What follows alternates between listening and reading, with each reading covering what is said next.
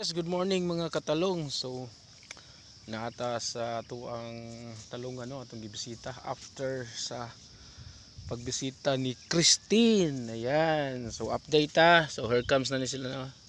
Yan. While recovering sa stress lang na dangatan adtong nyaging mga adlaw no. So taas-taas po tong pagkuan almost a week.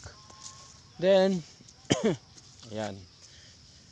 Guwapa lang gapon no. So while nagpaabot sa tuang sibuyas nga seeds no, ato sang gitamnan og pechay atong gi-alternate no, atong diri sa tunga agianan atong gibutangan og pechay. So kanitanan yan ana ni siya tanan nga naay bakante diri sa tunga is atong gipangtamnan no. Ayan, tag-as na ikatulo nila kadlaw karon no.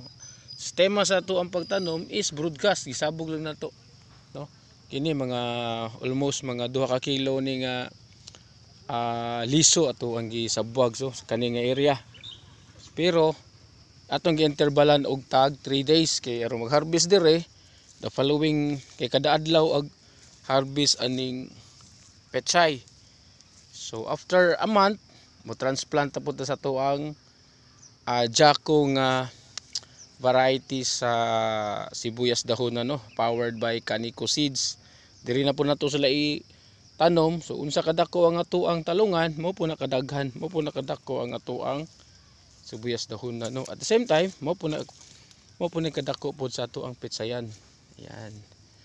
Nya ang ato pong brilliant variety nga melon ato na po tong i-transplant next week ug ang ato ang Sweet Harmony nga muskmelon. So expected date of harvest is December 28 puhon ug halal ay mga katalagman no. So ayan, abang-abang katong magpatuog kuan kanang motuo og lihi-lihi no, mga lingin-lingin. So naata ang ato ang brilliant variety nga melon powered by No New Seeds. Ayan. Napod tay Sweet Harmony powered also by East West Philippines. Ayan. So diristo nga as what I have said, sibuyas powered by Canico Seeds ang ilahang Jaco variety. Ayan. So yan mo niya tong mga trusted men dire no, si Oscar ug si Bador. Oscar, kaway-kaway Oscar. Ayan. Bador, kaway-kaway Dor. Ay, Bador ang ay. So muna mga katalong no. And happy Friday na tong tanan.